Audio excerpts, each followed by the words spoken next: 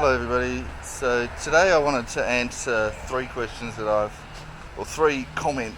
heard, three claims that have been made in relation to Nathan McSweeney on some popular Australian cricket fan sites.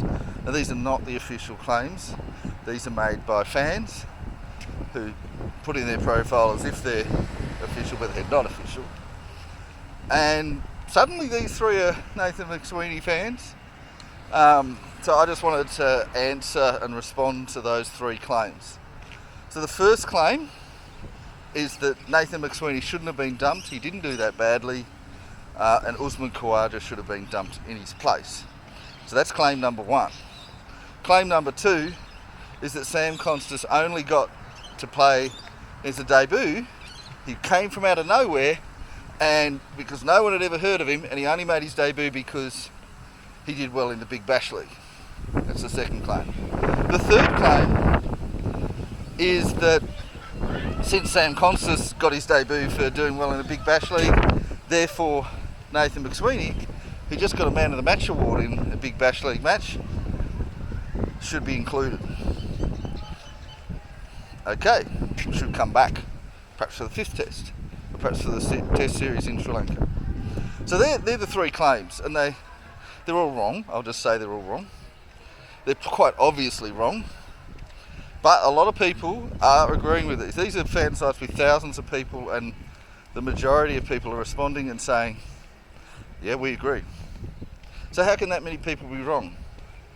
Well, there's a lot of people that don't really understand what's going on. Maybe they only pay attention to the home series. I don't know. Anyway, so firstly, again a reminder, Nathan McSweeney was not replacing David Warner. He was replacing Cameron Green. Now to explain this, I have to explain and remind people of what happened when David Warner announced his retirement. So when David Warner announced his retirement, they didn't know who to put in to replace him.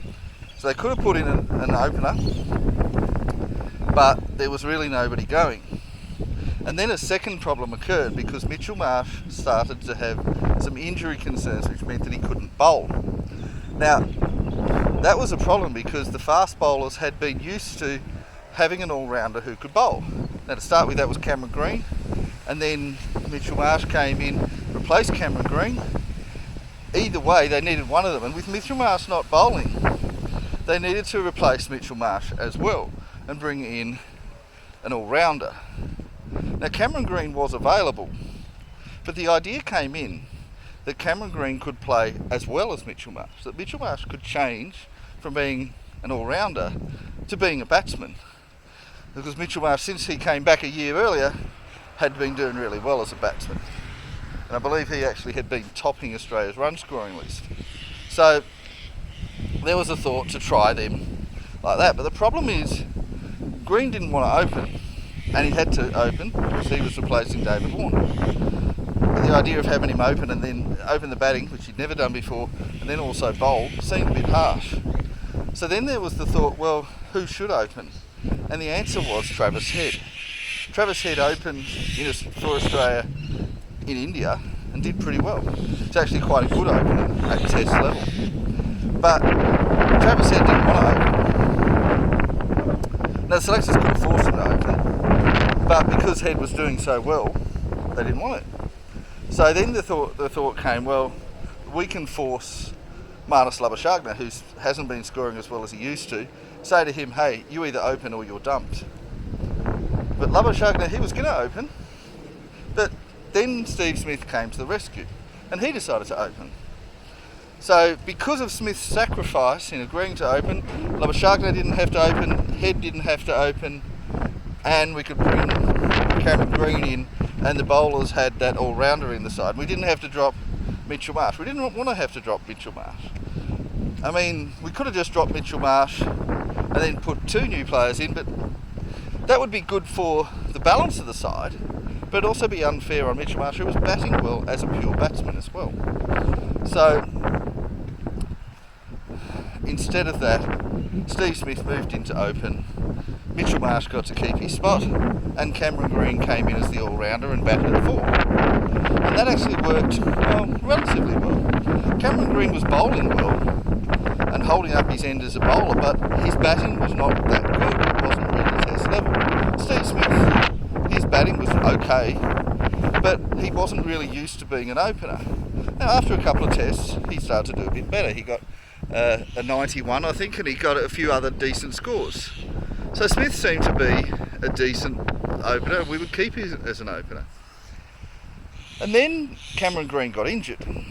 Now, Smith was happy to stay on as an opener, and Cameron Green was out for a year with the injury, so we needed to bring in another all-rounder. Now, the selectors tried out a few different all-rounders in ODIs and T20s, and the most likely one was Aaron Hardy.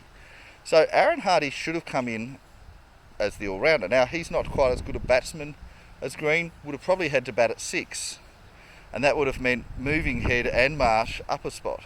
So you would have had Head coming in at 4, you would have had Marsh coming in at 5, and Head didn't want to bat at 4, Marsh didn't want to bat at 5. So they were like, well, we don't really want Aaron Hardy coming in just so that the bowlers are happy. So there was this bit of an argument. They said, well, Hardy has to bat at 4. And Hardy's not really used to batting at 4. Now, he's actually a better bowler than Cameron Green, but he's a worse batsman. So the team balance was a bit off. There were people that didn't want to change their batting position. Now, you could have said, well, Head's the better player. He can stay at 5. Marsh, you're going to have to move up to 4. Or you could have just said, hey, Hardy, you're going to have to bat at 4, even though you don't like batting at 4. But instead what they did is that they said, well, tell you what, we don't actually like Steve Smith batting opening. We want him to bat at 4. Smith, you're batting at 4 whether you want to or not. And we're going to bring in an opener. And to complete that puzzle, they had to say, Mitchell Marsh, recover from your injury. Snap your fingers and you're going to bowl. And the thing is, it seems as if this is a permanent injury that he will never recover from. So then they said, well, we're going to bring in an opener. Who are our opening contenders? And the two that they were looking at, who domestically had the best records as openers in recent times, were Marcus Harris and Cameron Bancroft. Now the problem with those two, and we talked about how Cameron Bancroft tampered with the ball and then lied about it in 7 different ways, but he also has the 3rd worst record in Test cricket history for people who've played at least 10 tests opening the batting. And the problem is that the alternative, Marcus Harris, has the the worst record of anyone in international Test cricket opening the batting for at least 10 tests. So Harris is number 1, Darren Ganga from West Indies was number 2, and Cameron Bancroft is number 3. Why are we considering both of them? Now, one of them will be a massive risk, because they both proven over decently long careers that they cannot handle the step up to Test cricket. Some people can't. That's just fine. So why are we considering those two? Surely it should be at most one of them, but probably neither. And they should have someone who can handle Test cricket.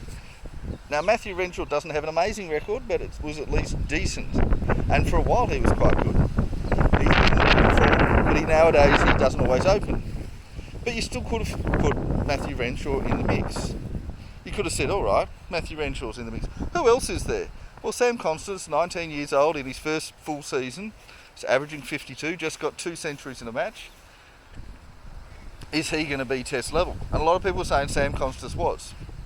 But then they said, well, hey, let's look at somebody who was absolute appalling in his first 3 years, and in the last couple of years has been a lot better. And that's Nathan McSweeney. Now, he's been batting at 4, but... And technically the vacant spot was at number 4, it was Cameron Green's spot. But we want a bowler. Well, McSweeney does bowl a little bit, sometimes, just not very often. So they put McSweeney into the mix. And, you know, he doesn't open. So they had a 4-player bat-off. And in that 4-player bat-off, the one that scored the most runs was Nathan McSweeney. The one that scored the second most runs was Sam Constance. Now, McSweeney didn't open the batting except for one match. In the one match he opened the batting in, he did really badly. Sam Constance opened the batting and got the most runs as an opener. He's the only one to get a half century as an opener. So, arguably, if you're looking for who did the best as an opener, the answer is Sam Constance. If you're looking at who did the best as a batsman, well, the answer was Nathan McSweeney. Only just. He got 2 half centuries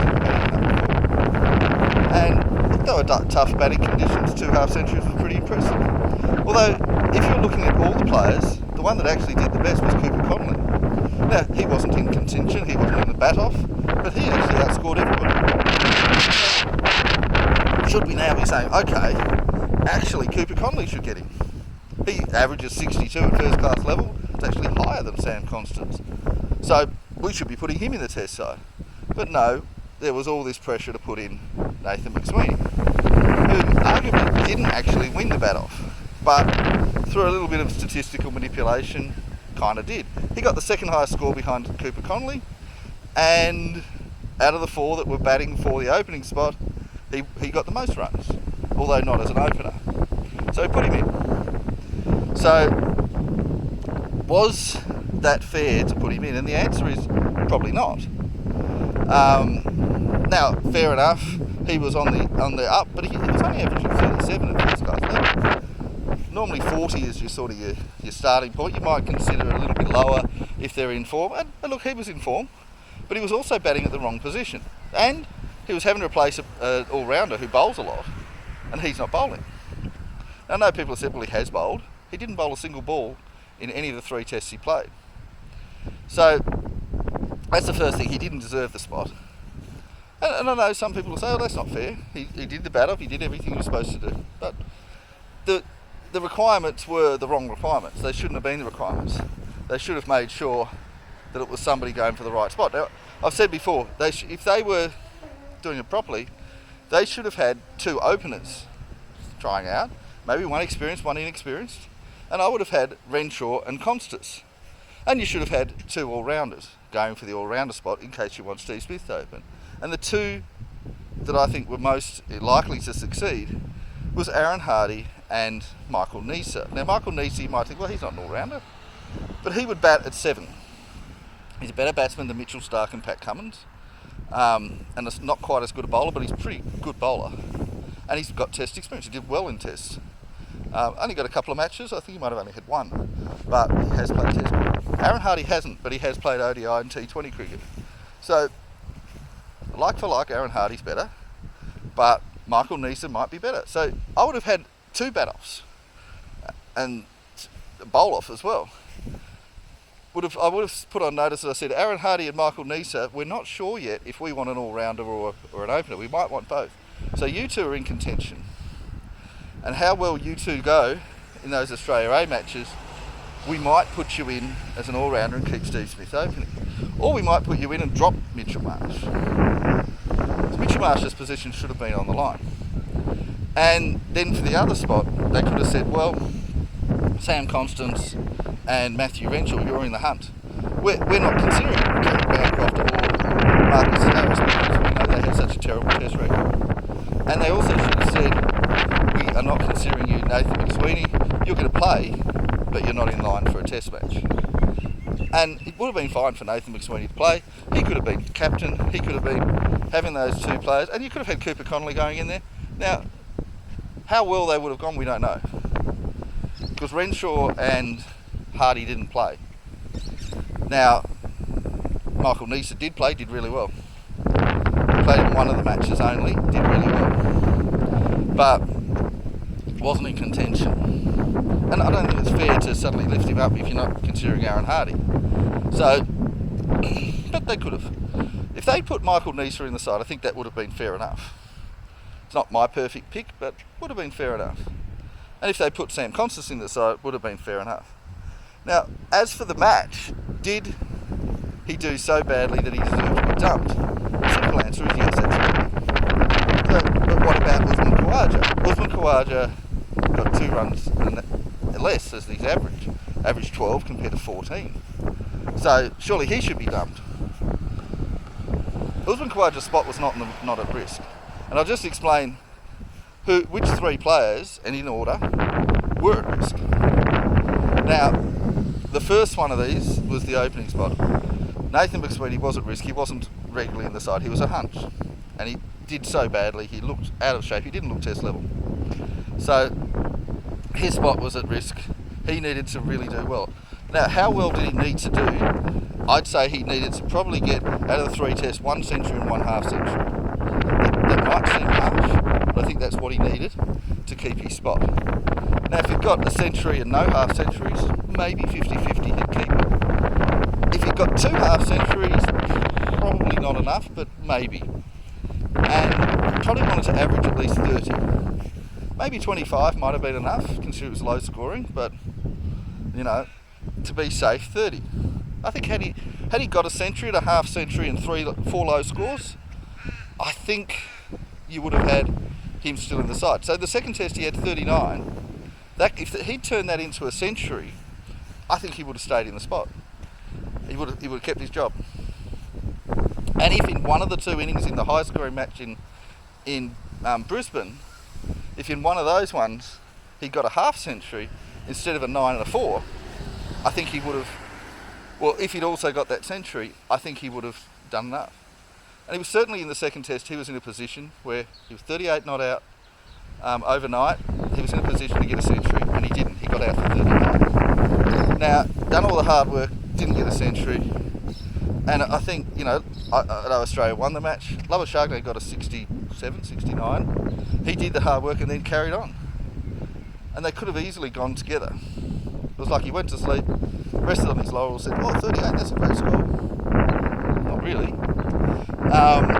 Thought he'd done his job, went to sleep, woke up, got out. And just the way he played was not test level. And if you compare it, the way that Khawaja played was test level. He didn't get very many runs, but he was, oh fucking hell. No, he was doing the right thing. So Khawaja outplayed him. Khawaja also farmed the strike against Bumrah, and Bumrah was the only effective bowler for India. Now he was doing really well, but so Khawaja protected him. He faced all of Bumrah's balls. He faced 33 of the first 36 in the third test. And he was protecting him in other ways. He was farming the strike, giving him the easy bowlers, all this sort of stuff. So you can't say, oh, you know, he was a better player than Khawaja. Also, Khawaja shouldn't have been in line for being removed. He got ICC Test Cricketer of the Year for 2023 for the world. For the world. He's not out of form. In fact, when he was batting with Smith, Khawaja was doing much better than Smith, and I think Smith was actually doing all right. So, no, there's no way that you're dumping him. Now, there are 2 other players that I would consider dumping, and that's Mitchell Marsh. Because of his injury, it means he can't bowl, and we need a bowler. We need that extra bowler who can bowl 10 or 15 overs. Now, he doesn't need to take any wickets, but he at least needs to tie it end up while the main fast bowlers recover.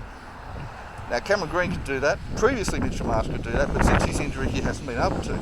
So, and also Marsh is not batting well enough, but I think the bowling is the more important part of his role. So, I think that Marsh should be let go unless he's recovered in between time, and I don't believe he can. I would be dumping him for the 4th test. I'm not expecting Mitchell Marsh to play. I think Beau Webster will play, and Beau Webster I would expect, will bowl. Now, how good a bowler he is, I don't really care, as long as he bowls 10 to 15 overs per innings, or as required. Even if he doesn't actually bowl, as long as he's available, he's fine. And the third player that I think should be considered to be dumped is Nathan Lyon. Now, I know people say, oh, but he's our only spinner. Well, he hasn't been bowling. First test, he was so ineffective. Second test, he bowled, I think, 1 over. And the third test, he was useless. So I would have been bringing in Todd Murphy for the 4th test, and I would be giving Nathan Lyon a rest. I might bring Nathan Lyon back in the 5th test. Sydney takes a lot of spin, but I wouldn't play him in the 4th test. But he's in the squad, he's going to play. I think that's a mistake by the selectors, but we'll see how he goes. Maybe he'll do well. Sometimes I've said that he's out of form and then he just suddenly does well. That's the sort of player he is. But he just looked hopeless. And that's a bit of the problem. It's more how you look than just the scores and just the wickets and all that. And he hasn't looked like he belongs. And I don't know what the problem is. I know he had some injury issues not too long ago. Hasn't played much for a while because pretty much he just plays Test cricket and that's it. And I don't know, for whatever reason he didn't look himself. So I would have been leaving Nathan Lyon out. Not to say he's done forever. I would just be leaving him out of the fourth test. Probably shouldn't have played in the first 3 tests either, because we probably should have had a fast bowler. And I think that's what's keeping him, because Melbourne and Sydney, you're going to need a spin bowler. Whether he's that spin bowler, I think is questionable. So Usman Khawaja's not on the radar. So they're the 3 names you're considering jumping. Not Usman Khawaja. I mean, can you imagine bringing in Sam Constance into the side, and with Nathan McSweeney, one who's played 3 tests and failed so badly he's the worst player on either side, and the other one on his debut as a 19-year-old. That would be just asking for disaster, and you'd be just walking Constance into a failure that is just going to happen. At least with Khawaja, he's got a chance. So he might fail, but he might actually do well.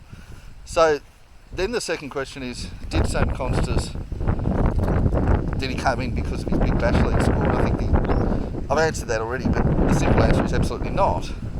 He's done well. He was actually before. He should have been in the bat-off with probably Matthew Renshaw. McSweeney shouldn't have been in the bat-off. And also, he's done enough since then as well. And I think that Constance actually won the bat-off. He certainly didn't come from a school the whole time. I think that people have been talking about Constance more than they've been talking about McSweeney.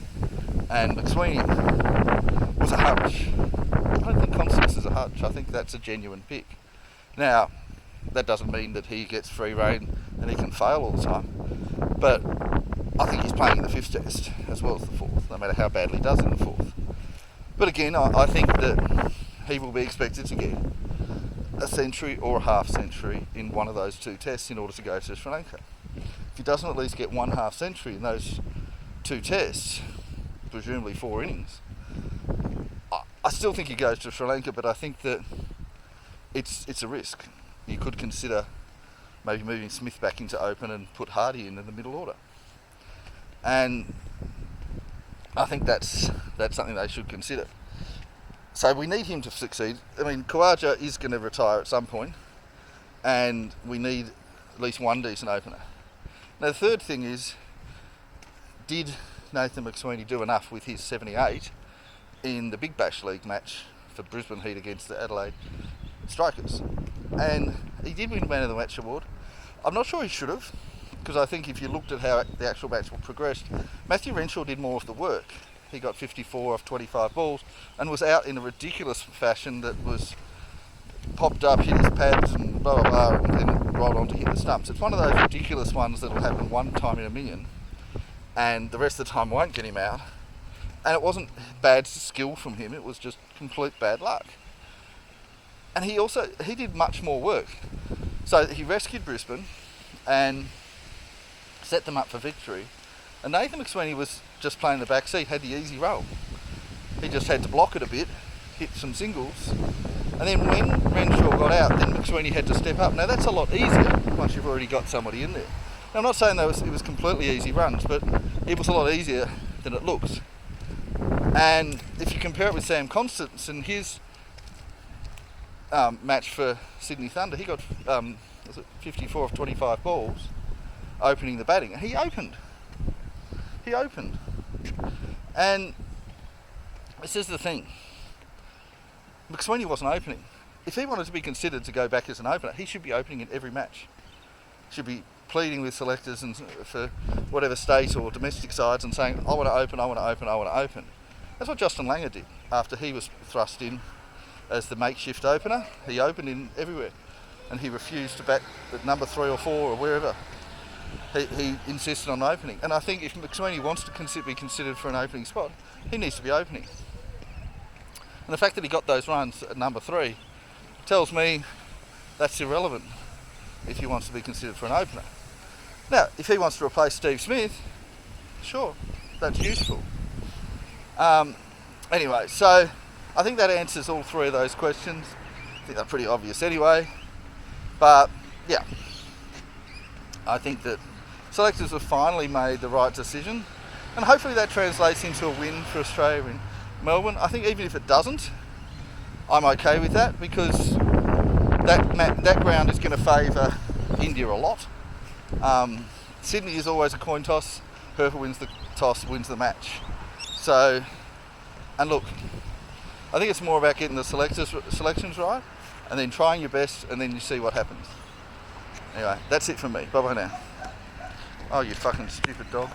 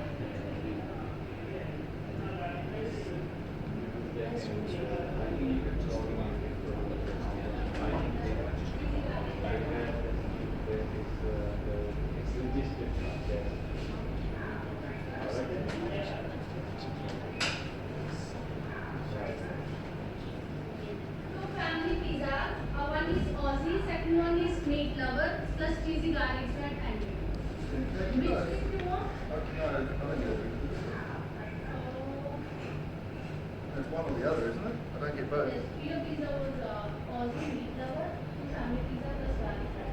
Yeah, I don't get a drink to it. So you don't want a drink? I can get a drink. Do you want me to have one? Let's get Coke. Oh. Maybe. No, that's fine. Oh, by the way, you guys do delivery, yeah? Yes. So we're having a party in a few weeks. You don't do keyboard, though. I don't see that listed. Okay, we will deliver. Yeah, because we're doing it out at Keyboard. It's a little overhead in cars. I don't know if you know that place. If you guys would deliver there, we've got like 10 pizzas or something. Okay, so that's fine. When you have a party or something, you just call us and write the pizza. Yeah. Just address and link to that and we will. Yeah, and that would be, so I guess it's probably like $12 or something. How much would the delivery fee be? We have written all the names over here, so in which area you want. I said Keyboard. It's not on there. Not in there. So it's okay. You just call. Yeah, you can look at it. Oh, no worries. Thank you. Thank you.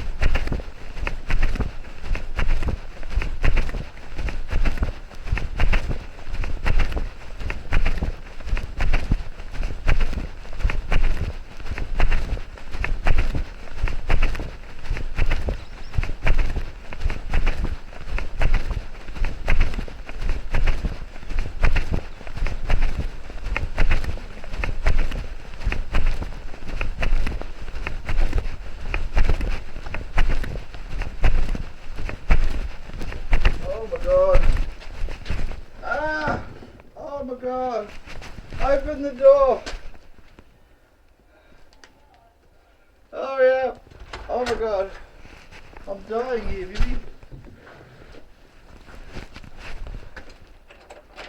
Oh. Yeah.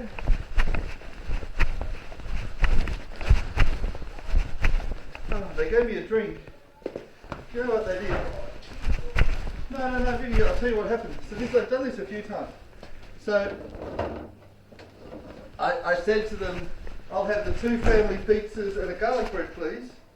And I said, can I make that a cheesy garlic bread? How much extra?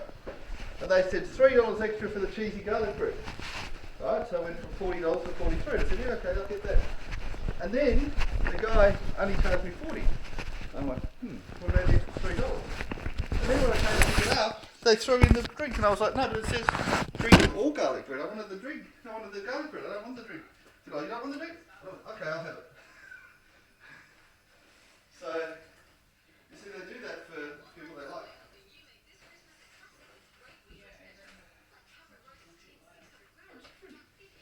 And I asked them about delivery for the party. You want Coke? And they said that they can do it, and we just order at the time.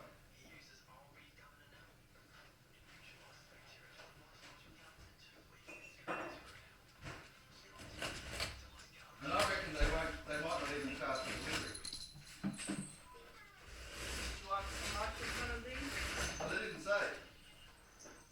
Because it depends on where it is, and it went anywhere from $5 up to 10. But Kilo wasn't listed, and I was like, oh, can you do Kilo? We'll pay a bit extra maybe. And, you know, if it's 15 or 20 or something, that's okay. Probably getting like 10 pizzas, so, you know. And I was also thinking, why don't we just order a little bit of everything?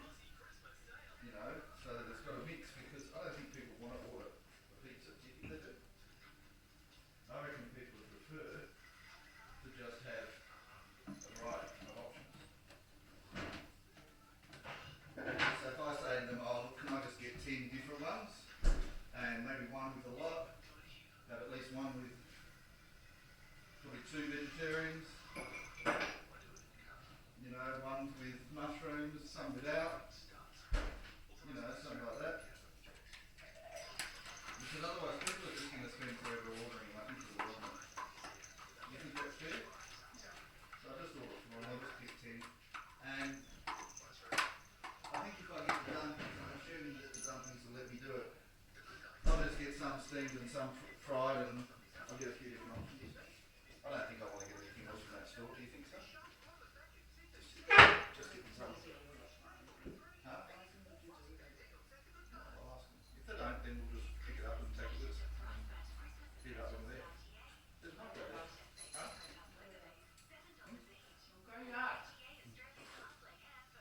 You don't think I should worry about the dumplings? I'll ask them. I might do a DoorDash or something.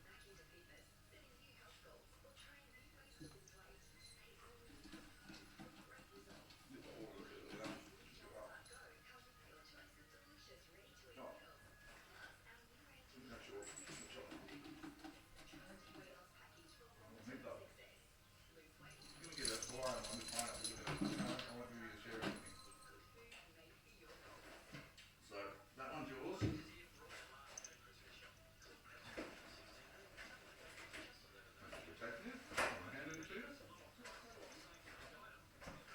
Oh, they just took a while to cook it. Had a new guy there that wasn't there before.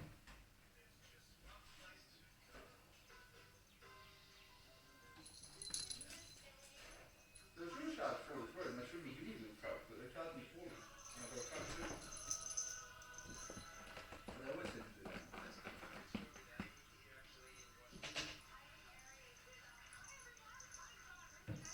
So I reckon what's going to happen when I do the 10 pizzas is they're just going to say, yeah, $200, that's enough, and they won't charge me delivery.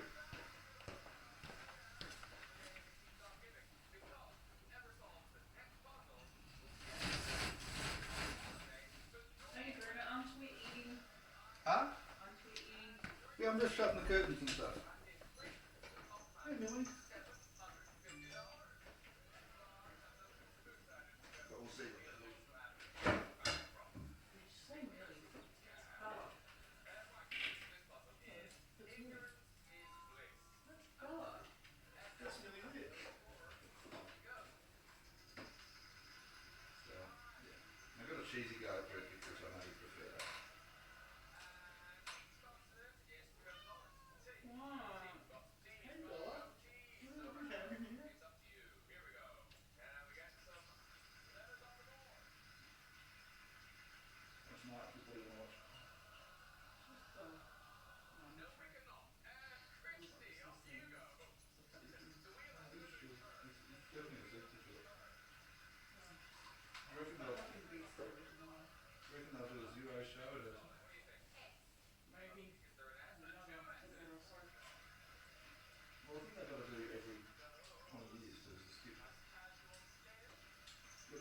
the zeros, they call it the noughties.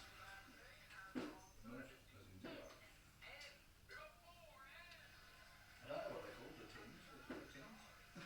Ah. But, yeah.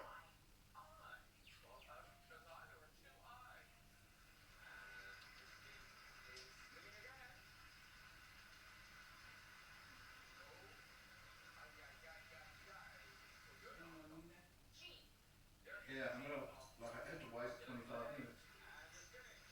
I went for a walk and when I came back, there was like everybody there had to line up. What are you gagging for? Take it. Oh my god, yeah, you did. Is that better? No, you took it in your mouth because of the gagging. Good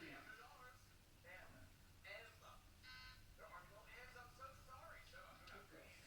I'll make this all, I'll do it to the, okay, fine.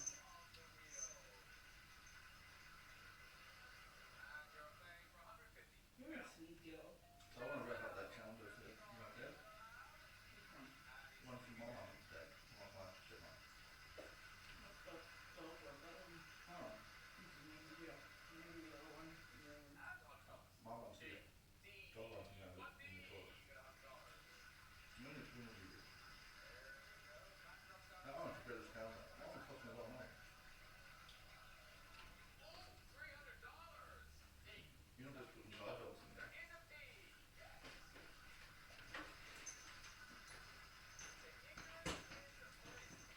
Where are you going now? I'm just putting this away.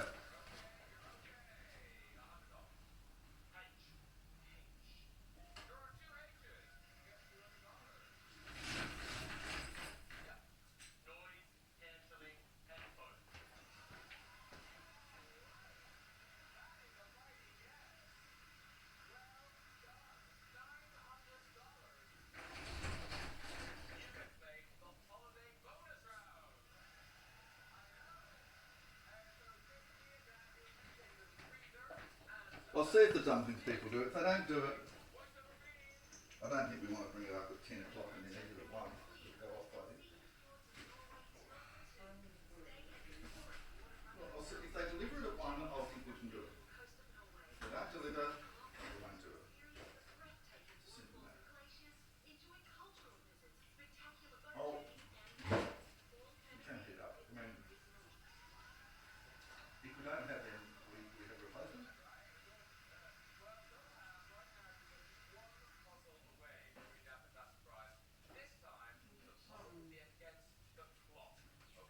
Suppose we could have party pies and sausage rolls.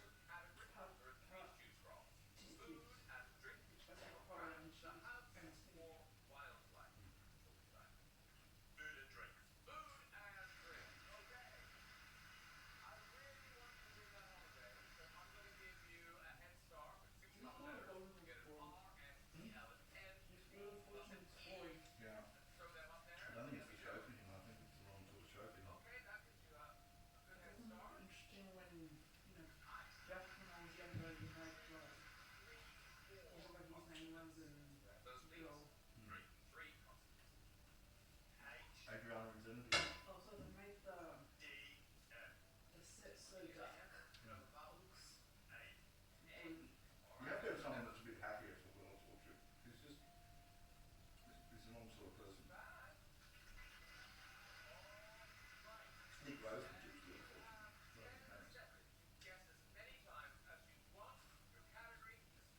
You know, it's not everyone to do it. I mean, the guy that does, what's that show called? I'm guessing Deal or No Deal, he could do it.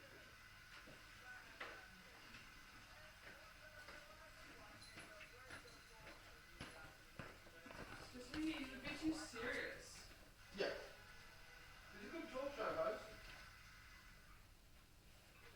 He makes a decent newsreader, but yeah. Wrong sort of show for him. At Woolworths, we're helping you make this Christmas a classic with great weekly specials. Like Cameron Rose's tips. Where are you pissing off now? I was putting pajamas in. That's today's flash food. Yeah. No, As the one that does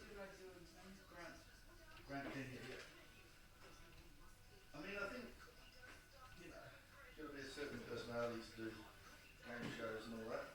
He's got the personality. Huh?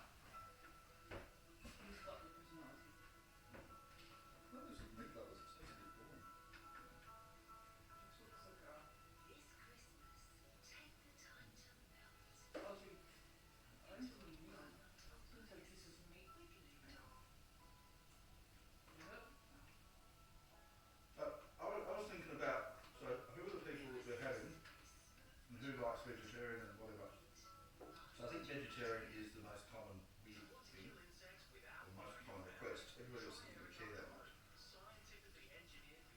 So if we How have, about the quiche? huh? Huh? Quiche. You can't have quiche on pizza. No, you can buy quiche. Okay, for lunch or dinner. Why not? Nexium 24 Hour protects you from I think what types of pizza, so day and night. Get Nexium 24 anyway, Hour don't mention pizza. So every day at I reckon at least one lot of seafood. Some people like seafood. One lot with mushrooms and one lot with a lot. And then the rest we can just have over. I mean, you think two vegetarians or three? We have different types of vegetarian.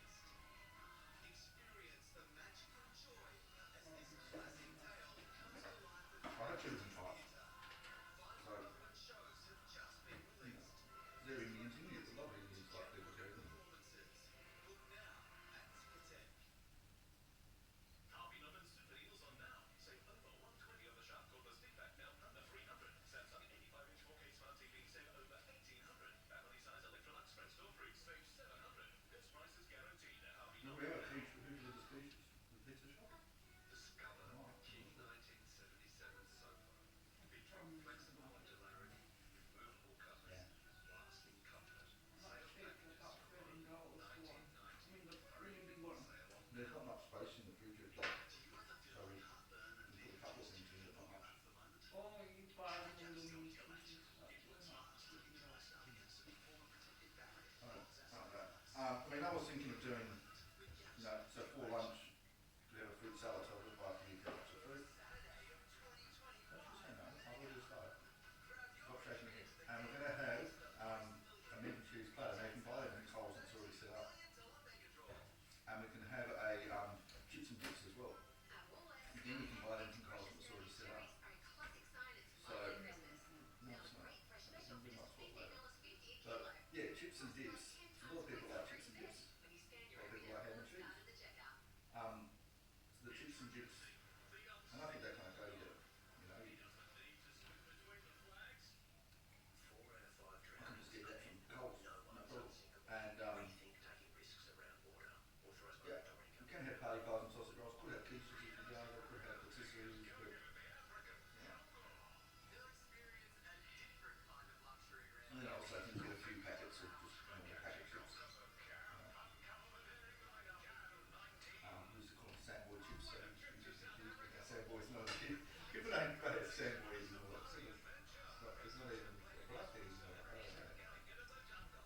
Have you seen Sandboy? You haven't seen him for ages. It used to be what you'd have. Can't you make a sandwich? Now Smiths, and then they have all these weird ones. Well, Smiths used to be around when up in the 1980s, but Smiths was a small company. Sandboys was a big one.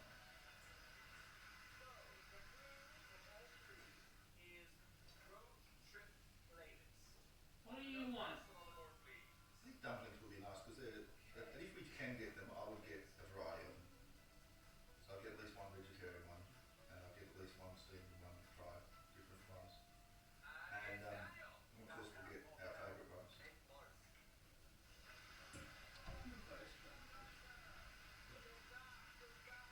But I mean, just to have the options for other people. Yeah. And I think get a few different options. And I think that's the thing. I don't think I'll get people that order stuff. I'll just, you know, I've already told them on the RSVP to give us indications. Then we'll just order based around that and just work it out. And say with Subway. So Subway will give you a platter and they'll deliver it. And I think it's $90 and you get like 20. But you don't get the big ones. They're cut into little pieces like that. And so you just get a variety. I don't even think you have to tell them. They just mix it up. And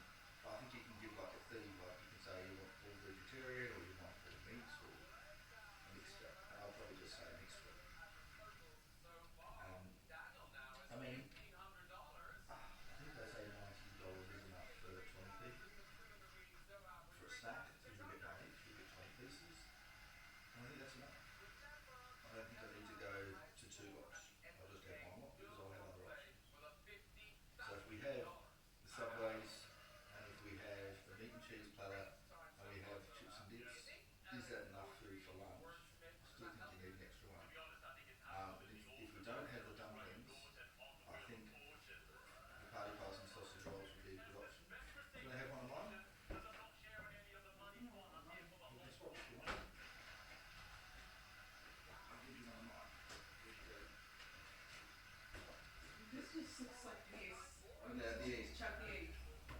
Maybe that's why they haven't charged before. I mean, yeah. And that's the thing, so How's these meat lovers? I don't seem to get much from you, yeah. It's just the same as that. I do see a bit of pepperoni. What? A bit of pepperoni in there, salami. I think that's the best one to order. Definitely Aussie's the best one to order. I reckon what I'll do with them is that I'll just order it a day before. I'll Is say, it Hawaiian style? Order Hawaiian. I have at least, maybe I'll have 2 Hawaiians. So it's an option. But I think I'll put the order in the day before, maybe 2 days before. And then just say, can you please do this at 7 o'clock? And I'll say 10. I think 10's a nice round number.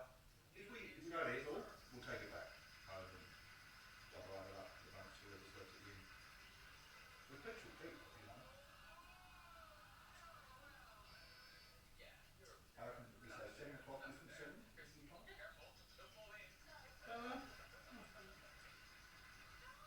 And I might do the same thing with KFC. I might say, KFC, we'll order this and I'll put it in the day before. KFC should do it. I reckon Probably you need to designate this KFC to them. So I won't go far. no. You say, yeah, I'll be okay. Well, the thing is, so with KFC, I think that I'll say, I'm just going to have chicken, I'm not going to have Wingstop. Do you think I should have, I'll have one spicy of mine, one original recipe, one spicy, or do you think that I should have whole chickens? I don't think so. I think that'd be too messy. Do you think I should have like the wings or anything? Chicken nuggets or popcorn chicken? I don't think that's good. I definitely don't want to have burgers. You should just have a bit of variety of chicken. So if we have, so we said, say, you get buckets. You know you can get a bucket. I'd like to get 1 bucket of normal and 1 bucket of spicy. Do you know what it is? Crispy. Crispy form. Yeah. And then that's it. Just have 1 of each. And I think that's it. And if people don't like that, my dad won't eat chicken, then he can have crisps.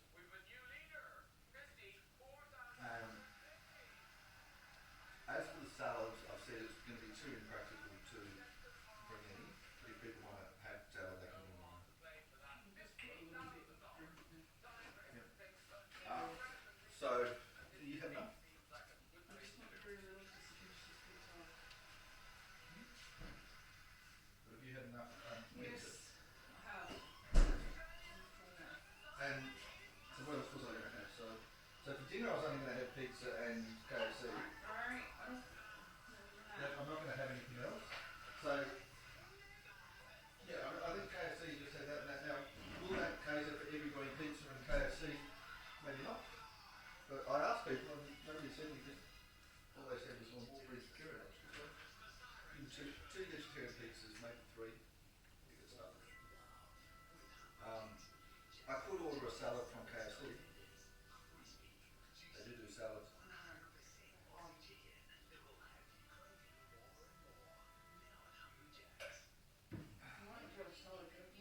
Yeah, but one keep, unless we keep salad in the fridge there, and you got to get careful with fridge space. And we've got a little bar fridge, like it's smaller than our fridge. So we have. What about a cake? We might have enough room for a cake, and that's about it. If we had to keep the cake in the fridge.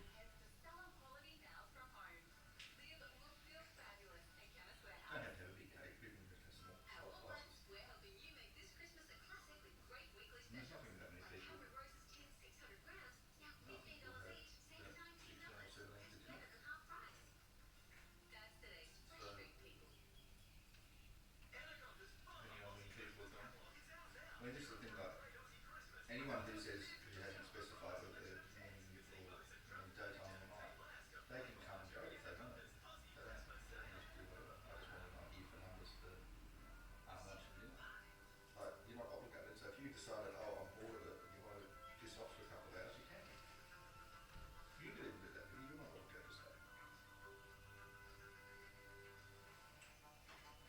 example, you've had your lunch, you've had your one turn at the jumping castle because that's all you want to have in your whole life. You sat on it for about 5 minutes and you said, right, that's it for me. So I reckon that's all you would do, if that. And then you decide to come back at 5 o'clock for karaoke. What did you order karaoke? I haven't actually ordered anything yet. I thought you said your brother was going to do one. I thought you'd asked him. Well, you can ask him if he doesn't have one, then that's okay. Bella, you guys